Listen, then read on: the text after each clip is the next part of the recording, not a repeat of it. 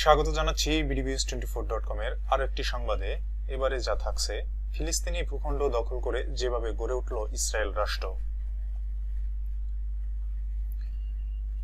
প্রতিশ্রুত ভূমি, মনোনীত সম্প্রদায়, ভূমিহীন মানুষের জন্য মনুষ্যহীন ভূমি, পশ্চিমা দুনিয়ায় প্রতিষ্ঠিত অত্যন্ত শক্তিশালী তিনটি বয়ান, যেগুলোর উপর ভিত্তি করে ইহুদিদের জন্য ঐতিহাসিক ফিলিস্তিন ভূখণ্ড জোরপূর্বক আধুনিক ইসরায়েল রাষ্ট্র স্থাপনাকে বৈধতা দেওয়া হয়েছে। ইহুদিদের ধর্মগ্রন্থ হিব্রু বাইবেল বা তানাক অনুসারে নবী আব্রাহামকে ঈশ্বর প্রতিশ্রুতি দিয়েছিল যে তার বংশধরদের জন্য একটি ভূখণ্ড নির্দিষ্ট করা হয়েছে, যা বংশ পরম্পরায় তাদের পুণ্যভূমি হিসেবেই থাকবে। ভৌগোলিক অবস্থানের দিক থেকে আজ যেখানে ফিলিস্তিন ও ইসরায়েল, সেটি হলো সেই ভূমি। যদিও বাইবেলের আরেক বিবরণ অনুসারে এটি মিশর থেকে ইউফ্রেটিস নদীর তীর পর্যন্ত বিস্তৃত। আবার যাদের জন্য ঈশ্বর এই ভূমির প্রতিশ্রুতি দিয়েছেন তারা হলো ইহুদি সম্প্রদায়, যারা এই বাইবেল অনুসারেই মহাপ্রভুর মনোনীত সম্প্রদায় বা জাতি, চুজেন পিপল। ঈশ্বরের সঙ্গে ইহুদিদের রয়েছে ঘনিষ্ঠ সম্পর্ক। একমাত্র তাদের সৌভাগ্য হয়েছে ঈশ্বরের সঙ্গে চুক্তিবদ্ধ হওয়ার। সে কারণেই তারা জগতের শ্রেষ্ঠতম জাতি, যারা সব অ-ইহুদিকে নিম্ন জাতের বলে মনে করে। যেহেতু ইহুদি শুধু একটি ধর্মদর্শনই নয়, একই সঙ্গে এটি সম্প্রদায় বা জাতি, তাই অন্য ধর্মাবলম্বীদের চেয়েও ব্যতিক্রম। ইহুদিরা একই সঙ্গে ধর্ম, নীতিত্ব ও সংস্কৃতি দ্বারা একই সূত্রে গাঁথা। যদিও ইহুদিদের মতো খ্রিস্টান ও মুসলমানরা একেশ্বরবাদী ইব্রাহিমীয় ধর্মাদর্শের অনুসারী, অর্থাৎ বিশ্বের এই তিনটি প্রধান ধর্মের আদি পিতাই একজন আব্রাহাম। ইহুদিরা হিব্রু সম্প্রদায় হিসেবে পরিচিত, যেহেতু তাদের ভাষাও হিব্রু। ঈশ্বরের পছন্দের জাতি বা সম্প্রদায়ের মানুষেরা ঈশ্বরের প্রতিশ্রুতি ভূমিতেই বসবাস করবে। তারা সেটাও করে আসছিল। মোসা তাদের মিশর থেকেই সিনাই উপত্যকা হয়ে কেননা ফিরিয়ে আনার পর থেকে খ্রিস্টপূর্ব আনুমানিক 1400 সাল। তবে 2000 বছরের বেশি আগে 70 খ্রিস্টাব্দে রোমানরা জেরুজালেমে ইহুদিদের দ্বিতীয় মন্দির ধ্বংস করে তাদের জোরপূর্বক তাড়িয়ে দেয়। হিব্রুরা স্বভূমি থেকে উৎখাত হয়ে ছড়িয়ে পড়ে মধ্যপ্রাচ্য, আফ্রিকা ও ইউরোপের বিভিন্ন স্থানে। নির্বাসিত হয়েও তাদের মন পড়ে থাকে সেই প্রাচীন ভূমিতে, যেখানে রয়েছে জেরুজালেম ও ইহুদিদের দ্বিতীয় মন্দিরের ধ্বংসাবশেষ, আছে প্রাচীন জুদিয়া ও সামারিয়া, আছে জায়ান পাহাড়। তারা অবশ্য এটাও বিশ্বাস করত যে একই সময় এই প্রতিশ্রুতি ভূমিতে তারা তাদের উত্তরসূরিরা ফিরে আসবে। সুতরাং আজকে যে ইহুদিরা ইসরায়েলে বসবাস করছে, তারা 2000 বছর আগে এই ভূমি থেকে বিতাড়িত হিব্রু সম্প্রদায়েরই বংশধর। স্বভূমি থেকে উৎখাত ও 2000 বছর পর স্বতন্ত্র ইহুদি রাষ্ট্র গঠনের মাধ্যমে এই ভূমিতে ফিরে আসার মধ্যবর্তী দীর্ঘ সময়ে তাহলে কারা ছিল এই ভূমিতে, নাকি এই ভূমি ছিল মানব বস্তিহীন? এর উত্তর দেওয়া হয়েছে এভাবে: যারা পরবর্তী সময়ে থেকেছে তারা আসলে সেই ভূমির মানুষ নয়, এমনকি কোনো মানব সম্প্রদায়ও নয়। আর তাই সেই ভূমি হলো মনুষ্যহীন ভূমি। এই বয়ান প্রতিষ্ঠা করতেই বলা হলো ফিলিস্তিন বলে কিছু নেই, ফিলিস্তিনি জনগণ বা সম্প্রদায় বলে কিছু নেই, বরং সেই মনুষ্যহীন ভূমির প্রকৃত দাবিদার হলো হিব্রু সম্প্রদায়ের মানুষেরা। সুতরাং তারা যখন আবার এসে এখানে বসবাস শুরু করেছে, তখনই এই ভূমি সঠিক মালিকের কাছে ফিরে গেছে। তার আগ পর্যন্ত যারা থেকেছে এবং তা 1000 বছরের বেশি সময় ধরে বংশ পরম্পরায়, তারা মানে ফিলিস্তিনিরা, বিশেষত মুসলমানরা উৎখাতযোগ্য এবং যথাযথভাবেই তা করা হয়েছে এখানে হচ্ছে। ইহুদিদের চূড়ান্ত দখলদারত্ব সূচনার মাধ্যমে আজ থেকে 75 বছর, এখন 77 বছর প্রায় আগে ফিলিস্তিনিদের ওপর অনিঃশেষ এক বিপর্যয় নেমে আসে। সেটা 1948 সালের 14 মে। ফিলিস্তিনের ভূমিতে আনুষ্ঠানিকভাবে ইসরায়েল রাষ্ট্র স্থাপনের ঘোষণা দেওয়া হয়। এর পরপরই 7 লাখের বেশি ফিলিস্তিনিকে নিজ ভূমি থেকে বিতাড়িত ও রাষ্ট্রহীন হওয়ার বিপর্যয় শুরু হয়। আরবিতে বিপর্যয়কে বলা হয় নাকবা। ফিলিস্তিনিরা প্রতি বছর তাই 15 মে তারিখটিতে আল নাকবা দিবস হিসেবে পালন করে। আর এবছরই প্রথম জাতিসংঘের দিবসটি আনুষ্ঠানিকভাবে পালন করা হচ্ছে। ফিলিস্তিনি জনগণের অবিসাংবাদিত অধিকার আদায় বিষয়ক জাতিসংঘ কমিটি ইউএনএসসিআরপিপি নিউ ইয়র্কে জাতিসংঘের সদর দপ্তরে দিনব্যাপী নানা আয়োজনে নাকবা দিবস পালনের জন্য 2022 সালের 30 নভেম্বর সাধারণ পরিষদ অনুমোদন দেয়। অবশ্য ফিলিস্তিনিরা 75 বছর ধরে এই নাকবা দিবস পালন করছে না, বরং 1998 সালে ইসরায়েলের যখন স্বাধীনতার সুবর্ণ বরং 1998 সালে ইসরায়েল যখন স্বাধীনতার সুবর্ণ জয়ন্তী ঘটা করে উদযাপনের প্রস্তুতি নেয়, তখন ফিলিস্তিনিদের কিংবদন্তি নেতা ও ফিলিস্তিনের সাবেক প্রেসিডেন্ট ইয়াসির আরাফাত সিদ্ধান্ত নেন যে তারাও তাদের নাকবার 50 বছর পূর্তি পালন করবেন। তিনি ইসরায়েলের স্বাধীনতা দিবসের পরের দিনটিকে নাকবা দিবস হিসেবে ঘোষণা দেন। প্রথমবার নাকবা দিবস পালনের আগের দিন সন্ধ্যায় ইসরায়েলের তৎকালীন প্রধানমন্ত্রী বেনিয়ামিন নেতানিয়াহু ঘোষণা করেছিলেন যে ফিলিস্তিনিদের ট্র্যাজেডির জন্য ইসরায়েলি দায়ী নয়, বরং দায়ী তাদের নেতৃত্ব। তবে ফিলিস্তিনিদের জন্য কি পরিহাস যে সিকি শতাব্দী পরে নাকবা দিবসের পালনের সময় সেই নেতানিয়াহুই ইসরায়েলের প্রধানমন্ত্রী, যাকে ইসরায়েলি দৈনিক হারেতস বিভিন্ন সময় বর্ণবাদী ও জাতিবিদ্বেষী হিসেবে অভিহিত করেছে। ফিলিস্তিনের নাকবা মানে ইসরায়েলের স্বাধীনতা, আর ইসরায়েলিরা প্রতি বছর হিব্রু অষ্টম মাস আয়ারের 5 তারিখে দিবসটি উদযাপন করে।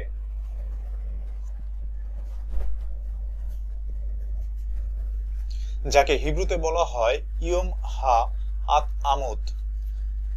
হিজরির মতে অনেকটা চন্দ্রভিত্তিক হয়। প্রতি বছর গ্রেগরীয় বা আন্তর্জাতিক বর্ষপঞ্জি 14 মে তারিখের সঙ্গে কখনো মিল আর কখনো আগে পরে গিয়ে অমিল হয়।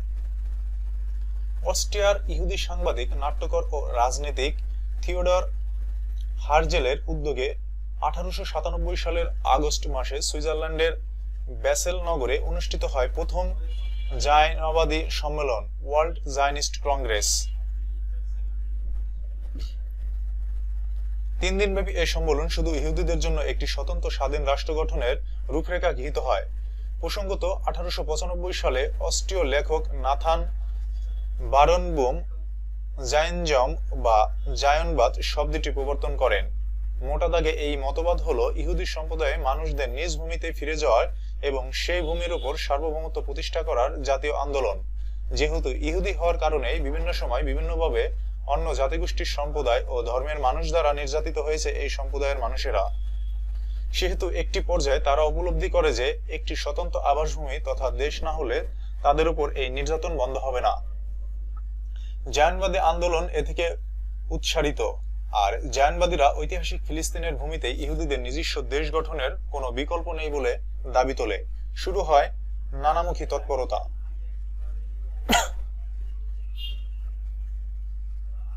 1948 সালের 14 মে ফিলিস্তিন ব্রিটিশ শাসন শেষ হওয়ার আগের দিন সন্ধ্যায় বেন গুরিয়ান আনুষ্ঠানিকভাবে তেল আবিবে স্বাধীন ইসরায়েল রাষ্ট্র ঘোষণা করেন। মার্কিন প্রেসিডেন্ট ট্রুমান সঙ্গে সঙ্গে এটি স্বীকৃতি দেন। এর মধ্য দিয়ে ফিলিস্তিনিদের উপর অনিঃশেষ এক বিপর্যয় নেমে আসে। প্রথম বিশ্বযুদ্ধের পর বিপর্যস্ত বিধ্বস্ত ওমানীয় সাম্রাজ্যকে নিজেদের মধ্যে বাটোয়ারা করে নিতে 1920 সালে ইতালির সান রোমে শহরে গ্রেট ব্রিটেন, ফ্রান্স ও ইতালির প্রধানমন্ত্রী এবং জাপান, বেলজিয়াম ও গ্রিস সরকারের প্রতিনিধিরা একত্র হন। সেখানে সিদ্ধান্ত হয় যে সিরিয়া ফরাসি ম্যান্ডেটে এবং ফিলিস্তিন ও মেসোপটেমিয়া বা ইরাক ব্রিটেনের ম্যান্ডেট শাসিত হবে। 1922 সালে লিগ অব নেমসের মাধ্যমে এই ম্যান্ডেট অনুমোদন করা হয়। এদিকে 1923 সালে তুরস্কে আনুষ্ঠানিকভাবে ওসমানীয় খিলাফত বা সালতানাত অবলুপ্ত হয়ে কামাল আতাতুর্কের হাত দিয়ে। ফিলিস্তিনকে ব্রিটিশ ম্যান্ডেটে নেওয়ার পেছনে ছিল এক সুদূরপ্রসারী লক্ষ্য। 1917 সালের 2 নভেম্বর ব্রিটিশ পররাষ্ট্রমন্ত্রী লর্ড আর্থার বেলফোর জায়নবাদী নেতা ব্যারন রনচাইল্ডকে 67 শব্দের এক পত্রে জানান, ব্রিটিশ সরকার ফিলিস্তিন ইহুদিদের জাতীয় আবাসভূমি গড়ে তোলার জন্য যা করা প্রয়োজন তার সবই করবে। এটি বেলফোর ঘোষণা হিসেবে পরিচিত, যাকে ফিলিস্তিন ভূখণ্ডে ইসরায়েল রাষ্ট্র গঠনের অন্যতম বড় নিয়ামক হিসেবে দেখা দেয়। সানরোমে সম্মেলন বেলফোর ঘোষণা কার্যকর করার জন্য দায়িত্ব দেওয়া হলে ব্রিটিশ সরকারকে, সেটাকে অন্য মিত্র শক্তিকে সমর্থন দিল। এরপর থেকে ফিলিস্তিন ভূখণ্ডে ইউরোপ থেকে ইহুদিরা দলে দলে পাড়ি জমাতে থাকে। তারা সেখানে জমি জায়গাও কিনতে থাকে। প্রথম দিকে ফিলিস্তিনিরা এটার গুরুত্ব দেয়নি। তাছাড়া তখনও সেখানে মুসলমানদের পাশাপাশি ইহুদি ও খ্রিস্টানদেরও বসবাস ছিল। এই 3 ধর্মের মানুষ হাজার বছরের বেশি সময় ধরেই এই ভূমিতে বসবাস করে আসছিল। এই ইহুদিরা ছিল বেশিরভাগ প্রাচ্যের ইহুদি, যারা মিজরাহি হিসেবে পরিচিত, আর ইউরোপ থেকে আসতে থাকে আশকেনাজি ইহুদিরা, যারা আবার ইহুদিদের মধ্যে নিজেদের সবচেয়ে উচ্চ বর্ণের বলে দাবি করে থাকে। 1882 ও 1904 সালে রাশিয়া ইউরোপ থেকে উল্লেখযোগ্য সংখ্যক ইহুদির অভিবাসন ঘটে ওসমানীয় ফিলিস্তিনে। অভিবাসী ইহুদি স্থানীয় আরবদের জমি জায়গা কিনতে থাকে। আরবরা বেশিরভাগই ছিল মুসলমান। ইউরোপে ইহুদিদের স্রোত বাড়তে থাকায় এক পর্যায়ে স্থানীয় ফিলিস্তিন আরবদের সঙ্গে তাদের বৈরিতার সংঘাত দেখা দেয়। 1933 সালে ফিলিস্তিনরা বড় আকারে প্রতিবাদ বিক্ষোভ শুরু করলে ব্রিটিশ সরকার কঠোরভাবে তা দমন করে। পাশাপাশি ফিলিস্তিনের স্বতন্ত্র ইহুদি রাষ্ট্র গঠনের নানামুখী পরিকল্পনা ও কর্মকাণ্ড চলতেই থাকে। তারই অংশ হিসেবে 1937 সালে ব্রিটিশ সরকার নিযুক্ত পিল কমিশন ফিলিস্তিনকে দুই ভাগ করে 75% আরব ও বাকিটা ইহুদি রাষ্ট্র গঠনের সুপারিশ করে। তবে তিন ধর্মের পবিত্র স্থান জেরুজালেমকে জাফা সহ ব্রিটিশ ম্যান্ডেট ও আন্তর্জাতিক তত্ত্বাবধানে রাখার কথাও বলা হয়। আরব ও ইহুদি দুই পক্ষই এই প্রস্তাব প্রত্যাখ্যান করে। কিন্তু 1939 সালে দ্বিতীয় বিশ্বযুদ্ধ শুরু হলে পরিস্থিতি আরো জটিল হয়ে ওঠে। 6 বছরব্যাপী এই যুদ্ধ চলাকালে জার্মান নেতা হিটলারের নেতৃত্বে ইউরোপ ইহুদি নিধনযোগ্য হলোকাস্ট সারা দুনিয়ায় বিভীষিকা তৈরি করে। কম বেশি 60 লাখ ইহুদি নাৎসি বাহিনীর হত্যাকাণ্ডের শিকার হয়। প্রাণ বাঁচতে সে সময় অনেক ইহুদি যুক্তরাষ্ট্রে পাড়ি জমাতে থাকে। অনেকে আসে ফিলিস্তিনে, যদিও ব্রিটিশ সরকার ইহুদি অভিবাসন সীমিত করে দিয়েছিল। যুদ্ধ চলাকালে 1942 সালে যুক্তরাষ্ট্রের বাল্টিমোরে জায়নবাদী সম্মেলনে ফিলিস্তিনের ইহুদি রাষ্ট্র গঠনের ঘোষণা গৃহীত হয়। 1945 সালে জার্মানি জাপান অক্ষশক্তির পরাজয়ের মধ্য দিয়ে দ্বিতীয় বিশ্বযুদ্ধ শেষ হয়। ইউরোপ ইহুদি নিধনের বিভীষিকায় তারতাজা স্মৃতি সারা বিশ্বের সমবেদনা কেড়ে নেয়। ফলে ইহুদিদের রাষ্ট্র স্থাপনের কাজ অনেকটা সহজ হয়ে 1947 সালের 29 নভেম্বর ব্রিটিশ ম্যান্ডেট শাসিত ফিলিস্তিন ভূখণ্ডের 56% ইহুদি ও 43% ফিলিস্তিন আরবদের মধ্যে ভাগ করে দেওয়ার পরিকল্পনা জাতিসংঘের সাধারণ পরিষদে গৃহীত হয়। 33 থেকে 13 ভোটে চীন সহ 10 ভোট দান বিরত ও থাইল্যান্ড অভিবাসনে অনুপস্থিত ছিল। এতে জেরুজালেমে আন্তর্জাতিক নগরের মর্যাদা দেওয়া হয়। ইহুদি প্ল্যান দালেত বা প্ল্যান ডি নামে এই পরিকল্পনার নেতৃত্বে ছিলেন ইসরায়েলের প্রধানমন্ত্রী David Ben Gurion. Plan D ছিল হত্যা, ধর্ষণ, লুটতরাজ, সন্ত্রাসের মাধ্যমে ফিলিস্তিনি আরবদের নিজ ভূমি থেকে নিশ্চিহ্ন করে দেওয়ার মহাপরিকল্পনা। 1948 সালে 10 মার্চ এই পরিকল্পনা চূড়ান্ত হলে হালনাগাদ ইস্টার্ন গ্যাং সহ ইসরায়েলি সন্ত্রাসবাদী সংগঠনগুলো তা বাস্তবায়ন পুরোদমে নেমে যায়। স্থানীয় আরবরা ইহুদিদের হামলা ও হত্যার শিকার হতে থাকে। ফলে নিজ ঘরবাড়ি ছেড়ে নিঃস্ব অবস্থায় লাখ লাখ ফিলিস্তিনি প্রাণ রক্ষায় ছুটে পালাতে থাকে। মূলত মার্চ থেকে অক্টোবর পর্যন্ত 7 লাখ ফিলিস্তিন আশেপাশের আরব দেশগুলোর শরণার্থী হিসেবে আশ্রয় নেয়। কিছু কিছু স্থানে ইহুদিরাও আক্রান্ত হয়ে মারা যায়। 1948 সালের 14 মে ফিলিস্তিনের ব্রিটিশ ম্যান্ডেট বা শাসন শেষ হলে বেন গুরিয়ন আনুষ্ঠানিকভাবে স্বাধীন ইসরায়েল রাষ্ট্র ঘোষণা করেন। মার্কিন প্রেসিডেন্ট ট্রুম্যান সঙ্গে সঙ্গে একে স্বীকৃতি দেন। আনুষ্ঠানিকভাবে আল নাকবা বা মহাবিপর্যয় নেমে আসে ফিলিস্তিনিদের উপর। ফিলিস্তিনিদের এই মহাবিপর্যয় সৃষ্টির জন্য আরব দেশগুলোর দুর্বলতা ও ব্যর্থতা কোনো অংশেই কম দায়ী নয়। অথচ আরব ও মুসলিম বিশ্বে প্রচলিত ফিলিস্তিনের ইতিহাস আরব দেশগুলোর অবস্থান নির্মোহভাবে তুলে ধরা হয়নি। 1948 সালে 15 মে আরব লীগের সদস্য মিশর, সিরিয়া, লেবানন, জর্ডান ও ইরাকের সেনাবাহিনী ফিলিস্তিন ভূখণ্ডে প্রবেশ করে এবং সৈন্য ঘোষিত ইসরায়েল রাষ্ট্রের সেনাবাহিনীর সঙ্গে যুদ্ধে লিপ্ত হয়। প্রথম দিকে আরবরা কিছুটা সুবিধা করতে পারলেও দ্রুতই তারা পিছু হটতে থাকে। সামরিক শক্তির দিক থেকে আরব দেশগুলো ছিল দুর্বল, যদিও সংখ্যায় প্রথম দিকে তারা ছিল বেশি। তবে স্বাধীন রাষ্ট্র গড়া ও রক্ষায় প্রত্যয়ে প্রলয়ভাবে উদ্দীপ্ত ইহুদি যোদ্ধাদের সামনে তারা ছিল দৃঢ়ভ্রষ্ট ও লক্ষ্যহীন। তদুপরি নিজেদের মধ্যে কোনো সমর্থন সমন্বয় ছিল না। ফলে 1949 সালের ফেব্রুয়ারি থেকে জুলাইয়ের মধ্যে আরব দেশগুলো যুদ্ধবিরতি চুক্তি স্বাক্ষর করে। জর্ডানের বাদশাহ প্রথম আব্দুল্লাহ আগ্রহী ছিলেন ফিলিস্তিনের ভূমিকে সংযুক্ত করে নিয়ে বৃহত্তর হামেশীয় সিরিয়া গঠনের। সিরিয়াবাদী ইসরায়েলের চেয়ে জর্ডান নিয়ে বেশি ভীত থাকায় তাদের সেনারা ফিলিস্তিন হাজির হয়েছিল মূলত পশ্চিম তীর জর্ডানের দখল। ফলে 1948 সালে ফিলিস্তিন হয়ে ওঠা এসব আরব দেশের উচ্চাভিলাষী ও ভীতির এক যুদ্ধক্ষেত্র। সেখানে ফিলিস্তিনদের সুরক্ষা ও ভবিষ্যতের চিন্তা আসলে পেছনে পড়ে যায়। 1947 সালে জায়নবাদী নেতা গোন্ডা মেয়র, ইসরায়েলের চতুর্থ প্রধানমন্ত্রী ও এখন পর্যন্ত একমাত্র নারী প্রধানমন্ত্রী, গোপনে ট্রান্স জর্ডানে বাদশাহ আব্দুল্লাহর সঙ্গে সাক্ষাৎ করেন। এতে বাদশাহ পূর্ব জেরুজালেম সহ পশ্চিম তীর পাওয়ার বিনিময়ে ফিলিস্তিনে ইহুদি রাষ্ট্র স্থাপনের বিরোধিতা করা থেকে বিরত থাকতে সম্মত হন। প্রথম আরব ইসরায়েল যুদ্ধে জর্ডানি তাই পশ্চিম তীর দখল নিয়ে সক্ষম হয়। ওদিকে মিশর দখল করে নেয় গাজা উপত্যকা। তবে 2 দশকের মধ্যেই 1947 সালের যুদ্ধে গাজা ও পশ্চিম তীর যথাক্রমে মিশর ও জর্ডানের হাতছাড়া হয়ে যায়। গত 75 বছরে 4টি আরব ইসরায়েল যুদ্ধের প্রতিটিতে আরবরা পরাজিত হয়েছে আর ফিলিস্তিনিরা নিজ ভূমে ক্রমে কোণঠাসা হয়েছে। তবে রাষ্ট্র হিসেবে ইসরায়েল 7.5 দশক ধরে বিকশিত হয়ে চলেছে। দেশটির বিশ্বের অন্যতম প্রধান সামরিক শক্তি, যা আছে পারমাণবিক অস্ত্রভান্ডার, আছে বিশ্বের দুর্ধর্ষতম গুপ্তচর সংস্থা মোসাদ। উচ্চ প্রযুক্তি ও বৈজ্ঞানিক উদ্ভাবনে নেতৃস্থানীয় দেশটির প্রতি 10,000-এ 135 জন বিজ্ঞানী ও প্রকৌশলী। এটি পরিণত হয়েছে স্টার্টআপ নেশনে।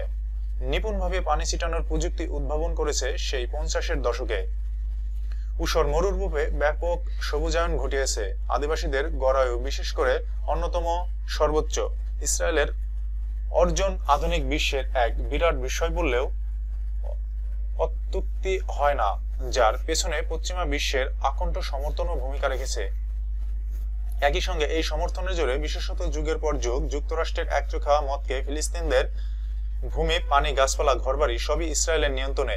ফিলিস্তিনদের একাংশ জর্ডান সীমান্ত ঘেঁষা পশ্চিম তীরে ইসরায়েলের নিয়ন্ত্রিত, আরেকাংশ মিশর সিনাই সীমান্ত ঘেঁষা গাজার ইসরায়েল আরোপিত অপরাধের মধ্যে জীবনযাপন করছে। ফিলিস্তিনিরা নিয়মিতভাবেই ইসরায়েলি হামলা, নির্যাতন, হত্যা, দখলদারি শিকার হচ্ছে। ফিলিস্তিনের রাজনৈতিক নেতৃত্ব একাধারে দ্বিধাবিভক্তিত, দিশাহীন ও দুর্নীতিপরায়ণ হয়ে পড়েছেন।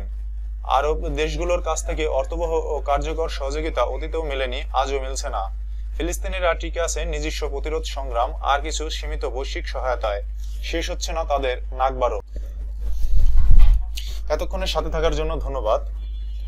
সবার আগে সর্বশেষ খবর জানতে চোখ রাখুন আমাদের ইউটিউব চ্যানেল bdviews24-এ। এছাড়া আমাদের ওয়েবসাইট ভিজিট করতে পারেন www.bdviews24.com-এ। ততক্ষণে ভালো থাকবেন। আল্লাহ হাফেজ।